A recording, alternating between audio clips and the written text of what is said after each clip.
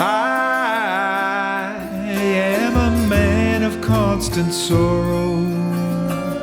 I've seen trouble. Hi, my name is Ken Whiteley. I learned the song Man of Constant Sorrow when I was only about 13 or 14 years old. I'd heard Bob Dylan's version, but the one that really caught my ear was by Mike Seeger on an album of his called Old Time Country Music. That was one of my favorite albums when I was 13, 14 years old. I learned all kinds of songs on it. And I felt so lucky that I got to meet Mike when I was about 14. Estelle Klein, who used to run the Mariposa Folk Festival, was the artistic director for many years, arranged for our jug band to do an opening set for Mike when he was playing at the Bohemian Embassy on St. Nicholas Street in Toronto. And it was from Mike that I actually originally learned to play the auto harp. Here's a picture of me when I was 13 years old with my first auto harp. The auto harp is such a beautiful instrument. And the basics of how to play it are pretty simple. All you have to do is just press down on these chord buttons, and the chord buttons all have a little chord symbol on it, F major, B flat, C. So you can just, learn what they are from looking on the button. And then you strum this, you can just strum the string.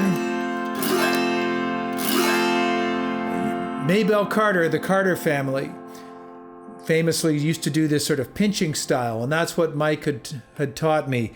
And in that style, what you do is by swiping up with a thumb pick and pinching down with a finger pick, you can then, by changing the chords to the note that's in the melody, you can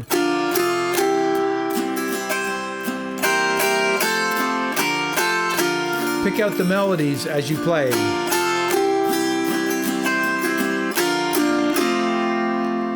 And that's the basic idea of playing the auto harp. Now, when I was recording this song, I wanted something that could really sort of soar and cry and convey some of that sorrow and the journey. And so I chose the lap steel. And so here I'm playing my old National lap steel guitar with a metal slide and using the volume pedal to control the swells of the notes. So that's the kind of combination that I was going for. Then I added, Hammond organ and harmony vocals of my own and Ben played drums and bass.